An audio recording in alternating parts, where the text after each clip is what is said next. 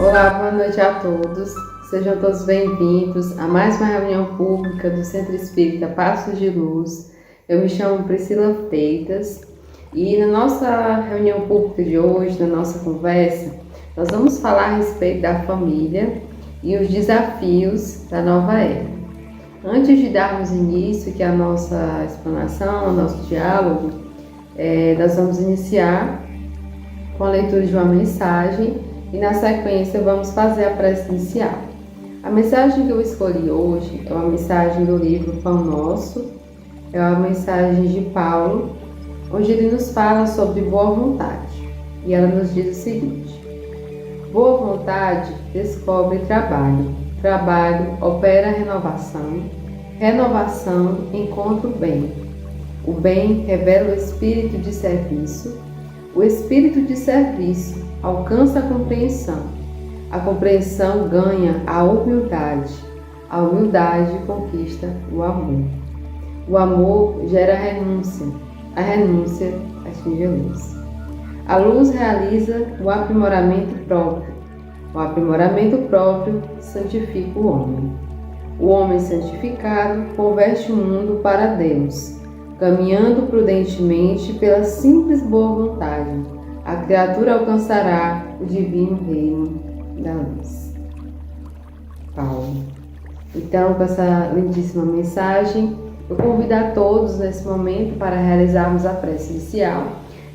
Aos que não costumam assistir às nossas palestras, nós trabalhamos nesse formato, damos início com a prece, com a mensagem. Nesse momento, geralmente nós costumamos fechar os nossos olhos para melhor concentração, mas independente do local onde você estiver nos assistindo nesse momento, fique bem à vontade, certo? Então, nesse momento, silenciando um pouco os nossos pensamentos e sentimentos, agradecemos a Deus a oportunidade bendita deste dia no qual nos encontramos. Que Maria Mãe Santíssima derrame o seu manto de amor sobre todos que nesse momento se encontram recebendo a mensagem da noite de hoje, que nos traz ensinamentos dessa instituição tão importante para o aprimoramento e progresso moral do indivíduo, que é a família. Abençoa-nos, Pai, ilumina todos os lares e todos os irmãos, encarnados e desencarnados, independente de onde estiverem, que possam ser contemplados pela luz do Verbo, dos ensinamentos de Jesus. Que assim seja. Então, meus irmãos, dando início aqui à nossa conversação de hoje, eu vou iniciar lendo uma citação do livro Vida e Sexo, de Emmanuel, que ele nos diz o seguinte: que de todas as associações existentes na Terra, executando naturalmente a humanidade, nenhuma instituição talvez seja mais importante em sua função educadora e regenerativa, a constituição da família. E dá início nos dizendo que a melhor escola é a família. E aí, olhando com a nossa vivência pessoal e com a observação do meio no qual nos encontramos, nós observamos que a família é a base da nossa sociedade e, logicamente, é a base para o progresso moral do indivíduo. Por quê? Porque a família é a primeira instituição terrestre que recebe esse espírito em evolução, seja filho, seja pai, seja mãe, todos são recebidos por uma família. Então a família, ela tem uma missão não só de educar, mas de regenerar esse indivíduo, essa criatura que está nessa oportunidade terrestre. E ao longo da palestra de hoje nós vamos elencar algumas características, melhor dizendo, algumas oportunidades, algumas necessidades e obrigações, tanto da família como do filho. Eu não gosto de usar essa palavra obrigação. Vou colocar que não é uma obrigação, mas que é função, tanto dos pais como dos filhos.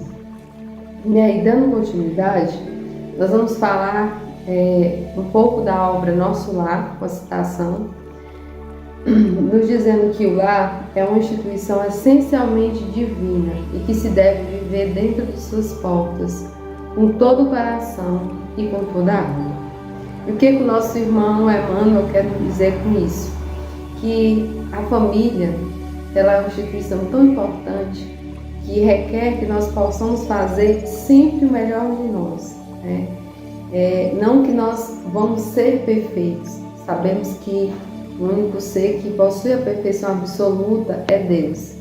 Mas o que nós podemos fazer? Nós podemos dar o melhor de nós, enquanto membro desta família, seja como pai, seja como mãe, seja como esposo, como filho. Como o outro recebe o seu auxílio, já é uma responsabilidade dele, né? Se você é uma boa mãe, ou se você é um bom filho, e em contrapartida você não encontra o mesmo campo acolhedor que você recebe, você está fazendo a sua parte, né? O Evangelho nos diz que a verdadeira caridade é aquela que não espera nada em troca. É o amor pelo amor, o amor sem medida, como Cristo fez por nós. Nos auxiliou, nos amou e fez isso por amor, sem esperar nada em troca, né? Então, dando continuidade a respeito da importância desse lar, Emmanuel continua nos dizendo que identifiquemos no lar a escola viva da alma. O espírito, quando retorna ao plano físico, vê nos pais as primeiras imagens de Deus e da vida.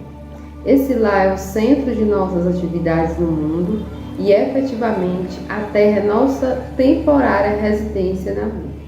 E a humanidade, por completo, é a nossa verdadeira equipe familiar. Então eu vou trazer aqui 2 comentários a respeito dessa citação que eu acabei de ler. O primeiro deles é que quando o espírito retorna do plano espiritual para o plano físico, que é esse que nós nos encontramos aqui, né, na órbita terrestre, acabamos por nos esquecer que a nossa verdadeira vida é a vida espiritual. E a nossa vida, enquanto encarnados, enquanto aqui neste corpo físico que nos encontramos, é que é a nossa vida temporária, né? Mas o materialismo que ainda está muito arraigado em nós, os nossos instintos, enfim, terminam muitas vezes colocando um véu sobre os nossos olhos. E nós deixamos de lado muitas vezes de desenvolver, de cuidar, de alimentar as nossas virtudes, as nossas qualidades, de cuidar das nossas necessidades mais emergentes no campo do progresso do sentimento, e acabamos dando mais consideração a elementos materiais, né? A caminhada terrestre é muito difícil. Nós vivemos ainda em um mundo de provas e expiações, e por isso é que Deus é misericordioso, porque Ele sempre que possível, de acordo com as nossas necessidades, com o nosso merecimento, Ele nos dá novas oportunidades de retornarmos. E uma informação muito importante, né? Dentro dessa função da família, observamos historicamente ao longo dos tempos que ela é o alicerce das civilizações, né? E a partir dela é que funciona esse princípio da reencarnação, porque todas as nossas, como é que eu posso dizer, todo o nosso contexto que nós vivemos hoje, ele é programado no plano espiritual para sermos executados, né, aqui de forma plena. E como nós podemos observar isso, né? No exercício da paternidade, ninguém é seu pai ou sua mãe por acaso, o seu filho não é o seu filho por acaso. Na verdade, se nós pararmos para observar o todo da nossa sociedade, todo mundo tem algo para resolver na sua casa, né? É o lugar mais difícil, é a nossa casa. É onde tem mais conflito para resolver, mais problema para solucionar, porque essa é a missão da família. É solucionar, é amenizar, é aprender a amar, né? Então, o exercício da maternidade e da paternidade, bem como o ato de reencarnar como filho naquela família, também é feito um planejamento no plano espiritual, no qual você se compromete ou mostrar o caminho do bem a esse indivíduo que está sob a sua responsabilidade, né? Então, tudo isso visa o quê? A formação de um mundo melhor, né? A partir do momento que a instituição familiar conseguir êxito, conseguir realmente colocar em prática o que precisa ser colocado, nós vamos observar uma melhora moral em todo o nosso planeta. Não só na nossa cidade, no nosso bairro, na nossa casa, mas no planeta em si, visto que nós estamos aí caminhando para um mundo regenerado, para um mundo melhor, onde o mal não vai mais predominar como hoje nós ainda vemos no nosso planeta. Então, dentro dessa formação familiar, nós vamos falar sobre o parentesco corporal e o espiritual. O Evangelho nos traz informações para refletirmos de que o corpo procede do corpo. Significa o quê? Que o meu corpo precisa de outro corpo para gerá-lo, certo? Em contrapartida, o nosso espírito, ele já existia antes do surgimento do corpo. Então, o pai e a mãe não criam o espírito do filho. Eles apenas fornecem o corpo material para que esse espírito possa utilizá-lo, progredir, enfim. Então, a família, ela é formada nesse contexto por espíritos simpáticos, né? O que são esses espíritos simpáticos? São espíritos que são sorridentes? Não, são espíritos que têm afinidades, né? Que têm habilidades em comum, sentimentos, pensamentos. Nesse mesmo conjunto, também acontece de reencarnar juntos na mesma família espíritos que são estranhos uns aos outros, né? Espíritos que não se deram tão bem, que têm algo para resgatar, alguma dívida, né? Que não é dinheiro, mas dívida moral, né? É alguém que você prejudicou, alguém que você fez muito mal, e Deus une ali, né? Diante das leis do universo, na sua casa, sendo seu pai, sendo sua mãe, sendo seu filho, para que através da lei de amor vocês consigam se acertar, né? Para que vocês consigam se resolver. Então, esse é um dos motivos pela família necessitar de tanta atenção. Por muitas vezes nós deixarmos de lado situações difíceis, pessoas difíceis, por abandonarmos aqueles parentes que são complicados, porque não tem jeito, segundo nós. E aí, como eu falei lá no início da nossa palestra, não podemos ser perfeitos, né? Essa cobrança excessiva, ela nos causa muito mal, porque ela vai ser geradora de angústia, de medo, enfim, de mágoa. Mas o que podemos fazer nesse sentido? Podemos fazer o melhor de nós. Se o outro não faz o melhor dele, já é problema dele. É como o perdão, né? Às vezes nós erramos, cometemos erros gravíssimos ou leves e pedimos perdão, sincero, do coração. Mas muitas vezes a pessoa ainda não está com o coração pronto para nos perdoar. E aí já é um problema dela, porque ela tem o tempo dela e você já alcançou o seu, né? E aí observamos também, de acordo com o Evangelho, que os laços espirituais, eles são mais duráveis, né, que os da matéria, né? Sabemos que esse nosso corpo que hoje utilizamos, ele tem prazo de validade, né? Como assim?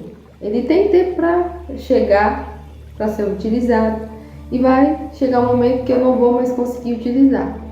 Então ele vai chegar ao fim, mas o meu espírito vai continuar. Ele vai continuar com as virtudes que ele adquiriu, com os efeitos que ele adquiriu, com as características que ele possui, né?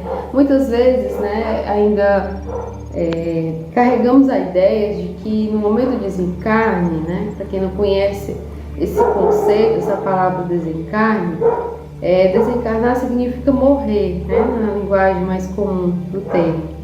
E muitas vezes nós terminamos pensando que no ato da morte, ali, do desencarne, o espírito ele não leva nada dele, né? É como se fosse um computador vazio que se apaga. E nós sabemos que não é assim. O nosso espírito, ele consegue armazenar tudo que nós temos de bom e de ruim, né? E aí cabe a nós administrar tudo isso ao longo da nossa encarnação. Dando continuidade, eu vou fazer a leitura de mais um trecho aqui muito interessante da obra Família pelo Espírito Emmanuel, que nos diz o seguinte: antes do berço. Antes do berço, quase sempre conhece a alma humana plenamente desperta grande parte dos débitos que induzem o coração a remergulhar nas forças do plano físico. O que essa passagem quer nos dizer? Que antes de nós reencarnarmos aqui mais uma vez, nós lembramos de todas as situações que já vivemos com essa família, acertos, desacertos, né? No momento que nós reencarnamos, retornamos à vida material, a nossa mente momentaneamente não lembra dessas informações, né? Também para facilitar esse processo de reajuste. E Emmanuel continua nos dizendo, uma mensagem aos pais: pais amigos, guardai convosco ante o berço terrestre a oração e o carinho, a caridade e a paz, porque sois responsáveis, na luz da reencarnação, por aquele que volta em nome do Senhor. Rogar-vos abrigo, a fim de burilar-se e servir, ofertando ao mesmo tempo as mais nobres oportunidades de elevação. Então é uma missão belíssima. Quando você ajuda o outro, você está primeiramente se ajudando, né? Quando a gente aprende a amar o outro, aprendemos também a nos amar, não é verdade? E vamos falar agora também a respeito do casamento, né? Sobre a missão, né? Essas duas almas aí assumem de auxiliar no progresso de outras almas, que não é simples, né? É uma missão muito grandiosa.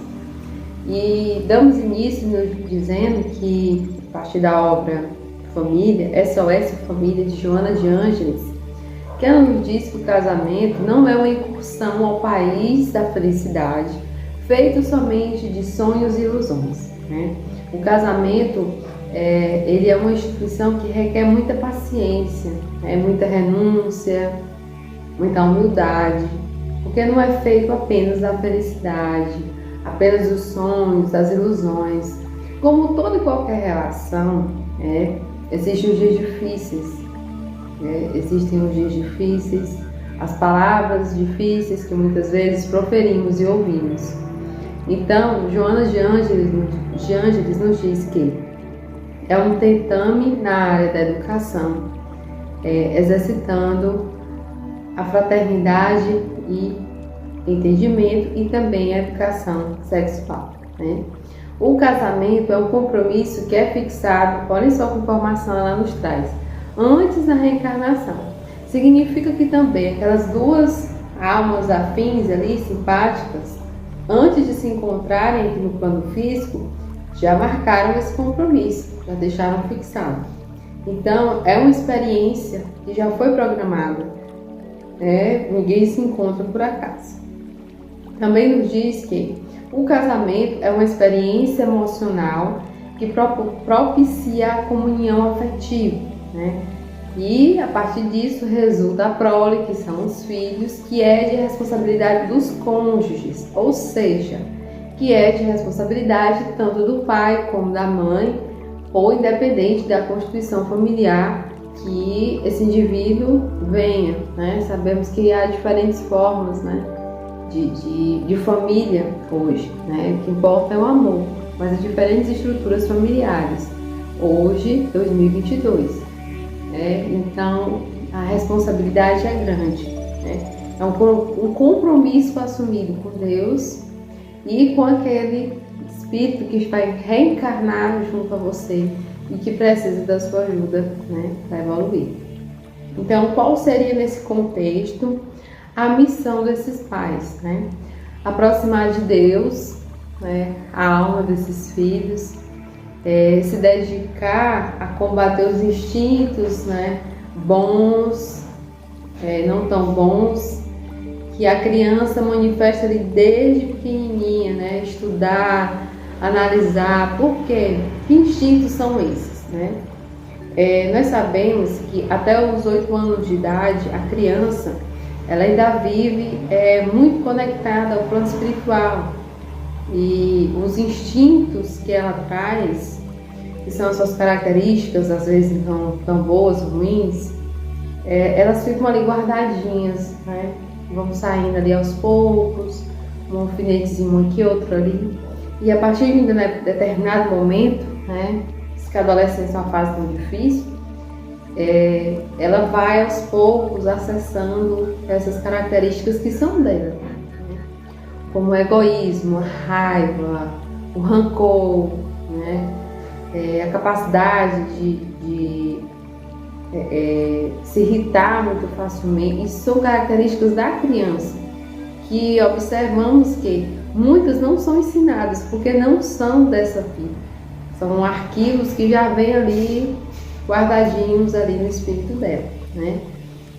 Então, os pais têm essa grande missão de combater o orgulho, o egoísmo, dentre outras necessidades aí, para que eles não fiquem raízes, né? Enquanto a criança está naquele período de formação de caráter, a missão dos pais é de auxiliar para que ela molde, né, da forma correta, para que ela trilhe, melhor dizendo, os caminhos do bem. É uma tarefa que não é tão difícil, né? E o Espiritismo facilita o desempenho, porque a ciência, né, do Espiritismo nos auxilia a estudar as imperfeições da alma. Então, algumas nuances que talvez você não tenha observado antes no seu filho, quem sabe a partir de agora você observe que algumas características são dele, já vieram com ele. Da mesma forma que você tem algumas que já vieram com você, né? Então, nesse contexto, nós vamos falar de algo muito importante, que é a evangelização infanto-juvenil. O que é isso? Essa evangelização, a educação infanto-juvenil, ela é muito importante. Por quê? Primeiramente porque o período infantil, nessa sua primeira fase, é o mais importante de todas as bases educativas, né? E os pais, eles não podem esquecer os seus deveres, né, na orientação desses filhos, nas grandes revelações da vida, né? Então, assim, por isso que eu disse antes que os pais têm a missão de conectar os filhos com Deus, né? Independente do credo religioso que você siga. Se você é espírita, se você é católico, se você é evangélico, enfim, essa criança precisa de direcionamento, ela precisa ser evangelizada, né? Então nós falamos muito da responsabilidade dos pais, né? E vamos falar um pouquinho agora da responsabilidade dos filhos, né? Os filhos também têm responsabilidade, né? Lembremos que nós não somos vítimas e, como tudo na vida, há os direitos e também os deveres, né? Então, nessas responsabilidades dos filhos, eu vou citar aqui um texto do Evangelho segundo o Espiritismo, que nos fala sobre honrar pai e mãe. Honrar seu pai e sua mãe não consiste apenas em respeitá-los, é também assisti-los na necessidade, proporcionar-lhes o repouso na velhice, e cercá-los de cuidados como eles fizeram conosco na nossa infância, sobretudo para com os pais sem recursos, é que se deve demonstrar a verdadeira piedade filial, né? Muitas vezes, enquanto adultos, esquecemos quão frágeis nós já fomos, né? Dos cuidados que nós já necessitamos, na alimentação, no banho, né? E os pais, né, costumamos, dentro do roteiro da vida, podemos dizer que nós somos crianças duas vezes, né? Primeiro, quando nós chegamos, porque nós estamos aprendendo, conhecendo o mundo. E segundo, quando nós chegamos à fase de quem tem essa oportunidade, né, de chegar à fase aí de se tornar um idoso e de ter esse acompanhamento do filho, né? O Evangelho nos chama muita atenção desse trecho, quando ele nos fala quantas vezes os nossos pais passaram noites acordados, né, sem nos negar essa vigília de ficarem cuidando de nós a noite toda. Quantas vezes eles sacrificaram o próprio tempo, né, o alimento ou qualquer outro recurso que seja para nos dar um maior conforto, na verdade. Então o Evangelho nos chama a atenção para esse item, sobretudo para com os pais sem recursos, mas de dois tipos de recursos, né? Recurso material e amor, porque nós sabemos que não somente do material nós conseguimos viver.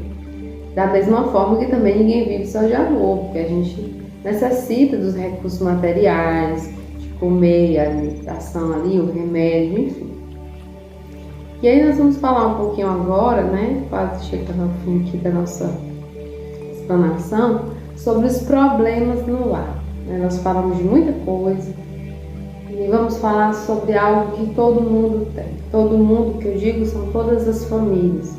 Todo mundo tem algum problema, né? E aí na obra Nosso Lar, André Luiz diz que quando as criaturas vulgares atravessam a flórida região do noivado, procuram se mobilizando os máximos recursos do espírito. O assunto mais trivial assume singular encanto nas palestras mais fúteis, mas logo que recebem a bênção nupcial, né, a maioria atravessa os véus do desejo e cai nos braços dos velhos monstros que tiranizam os corações. Não há concessões, não há tolerância e nem mesmo fraternidade. Apaga-se a beleza luminosa do amor, e quando os cônjuges perdem a camaradagem e o gosto de conversar. Daí em diante, os mais educados respeitam-se, os mais rudes mal se suportam. Por mais que se unam os corpos, vivem as mentes separadas, operando em rumos opostos. Então aqui, esse trecho da obra Nosso Lar nos traz aqui a reflexão de que muitas vezes, em relacionamentos, na instituição, né, familiar, no casamento, a necessidade de renúncia, de renunciar, e que essa renúncia é feita por ambos. Muitas vezes observamos que a preocupação maior da contemporaneidade, da nossa sociedade presente, é externa. A necessidade, como ele nos diz aqui, dos véus do desejo. E aí depois que essa união ocorre, focada apenas no corpo físico, no veículo carnal, se observa que as mentes, elas não têm afinidade. São mentes separadas, são mentes opostas, são sentimentos opostos. E a instituição dessa forma familiar, ela entra em decadência, porque como se pode guiar uma alma no caminho do progresso com essa falta de sintonia, com a falta de respeito, com a falta de amor, com a falta de carinho, de cuidado, e isso termina muitas vezes até de forma fatal, né? Com fatalidades, com casos aí de crimes, porque a instituição não foi baseada no amor, né? É como a casa construída sobre a rocha e a casa construída ali sobre a areia. As primeiras tempestades derrubam essa casa, porque as bases dela, infelizmente, não são sólidas, né? E aí, com base nisso, vamos pensar em como podemos amenizar tudo isso. Amenizar porque não existe essa pessoa que não tenha problemas, da mesma forma que não se existe solução rápida para muita coisa. A maioria das soluções são a longo prazo. Às vezes você vem realmente para passar por dificuldades com aquela criatura ali a vida toda. E não tem como resolver rápido, né? Não existe um remédio. Eu vou comprar um remédio na farmácia para não sentir mais raiva. Eu vou comprar um remédio para não sentir mais tristeza. Vou comprar um remédio para resolver o problema do meu filho. Não existe remédio para isso, né? E aí, o que nós podemos fazer para amenizar esse processo, né? O que nós podemos fazer para sentir esse jugo, esse peso, esse sobrepeso de problemas, de dificuldade, de sofrimento? O que eu posso fazer para amenizar tudo isso, todo esse peso, toda essa dor? Cristo no nosso lar. Como eu posso colocar Cristo no nosso lar? Através da prece, através da oração, né? O Cristo vivo no nosso lar, ele se mantém através do nosso pensamento. E esse momento em que nós pensamos na presença do Cristo na nossa casa, nos nossos pensamentos, na nossa vivência diária, nos nossos sentimentos, significa a comunhão da esperança com o amor, né? A presença do Cristo no nosso lar, ela produz a paz e desperta a necessidade do auxílio. E assim, meus irmãos, com Jesus em casa, acendem-se as claridades para o futuro, né? E mais uma vez eu vou trazer aqui para vocês uma prática muito importante para ser realizada na sua casa, que é o Evangelho no Lar. Dentro das palestras aqui que já foram postadas aqui no nosso canal, existe uma palestra que fala a respeito do Evangelho no Lar, para quem tiver interesse de conhecer um pouco mais desse processo, como é feito. E o Evangelho no Lar, falando de forma assim, em síntese, é um momento que você tira um dia da semana para ler o Evangelho na sua casa, trazer a presença do Cristo e refletir sobre esses ensinamentos. Não é só ler, é ler e tentar refletir alguma coisa dali. Será que eu estou fazendo isso aqui que eu li? Será que eu fiz essa coisa errada que eu li hoje? Então não é um momento muito longo, é algo que você pode tirar um dia da semana, até 15 minutos. Olha só, 15 minutos da sua semana, para você ler o Evangelho, seja o Evangelho segundo o Espiritismo, a sua Bíblia que você tem na sua casa, enfim. É um momento que você tem que tirar para se conectar com Deus. Sabe por quê, meus irmãos? Porque a gente passa o dia se conectando com o mundo. A gente já acorda e vai se conectar com o mundo, com o nosso trabalho, com as nossas responsabilidades, com as dificuldades. E tiramos muito pouco tempo para se conectar com Deus. E aí nos falta o alimento espiritual. Porque por vezes nos preocupamos tanto com o alimento corporal que o alimento espiritual ele fica em segundo plano. O alimento da alma, que é o que nos dá força, a energia, a coragem para superar as dificuldades, as dores. E ter sempre a coragem e a fé para recomeçar todos os dias uma nova chance, né? Para sermos felizes, para darmos o melhor de nós, mesmo que muitas vezes o nosso melhor não seja suficiente para você mesmo, mas para Deus vai ser sempre o seu melhor. E hoje nós paramos um pouco para pensar nas dificuldades que nós temos no nosso lar e como podemos colocar Deus na nossa vida, como eu posso trazer a luz do Cristo para minha casa. Esse momento do Evangelho que eu acabei de citar, você pode fazer com a sua família, caso a sua família não deseje, que é algo bem espontâneo, é para ser bem tranquilo, não é para você obrigar ninguém. Caso alguém não deseje, você faz sozinho, né? Sozinho ali enquanto encarnado, e o seu lar vai ser auxiliado, né? Um momento de muitas bênçãos, de muita luz, de vibrações, de muita paz no seu ambiente doméstico. Então, meus irmãos, eu vou finalizando aqui a nossa conversa de hoje a respeito da família, né? Dessa instituição que traz tantos desafios diante do mundo, né? Que não é de agora, mas continua muito sedutor, e do cuidado que nós temos que ter com os nossos jovens, com as nossas crianças e também conosco, né? Cuidar de mim e do outro, né? Amar o próximo como a mim mesmo. Então, chegamos aqui ao fim da nossa conversa e eu convido a todos para que possamos fazer uma prece final antes do momento de magnetização das águas, tá certo? Então, nesse momento, fechamos por um instante os nossos olhos e agradecemos a Deus a oportunidade bendita da vida, dos ensinamentos que hoje aqui proferimos, que possamos refletir sobre a importância da nossa família e daqueles que estão caminhando junto conosco.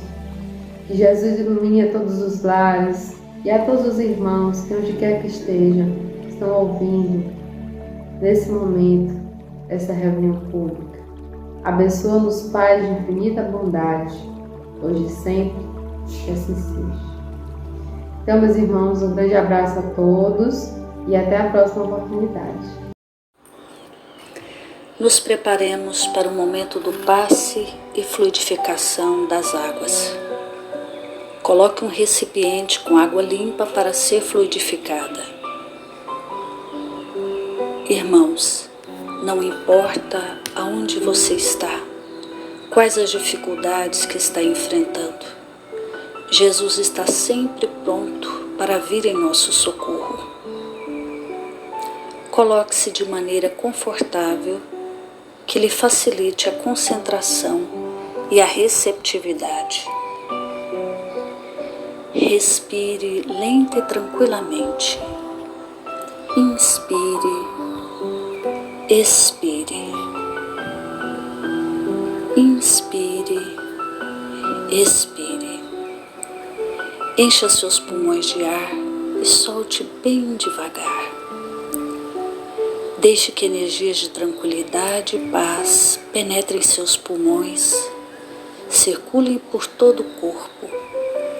Sua alma, em harmonia com o corpo, se sente tranquila e em paz. Mentalizemos a passagem de Jesus. Dia claro, os raios dourados do sol iluminam a paisagem alegre de Cafarnaum. Casario branco, trepadeiras multicoloridas e pássaros saltitantes enchem a paisagem de otimismo. A notícia das curas atraía a multidão dos necessitados. Subitamente Jesus aparece, esguio e belo.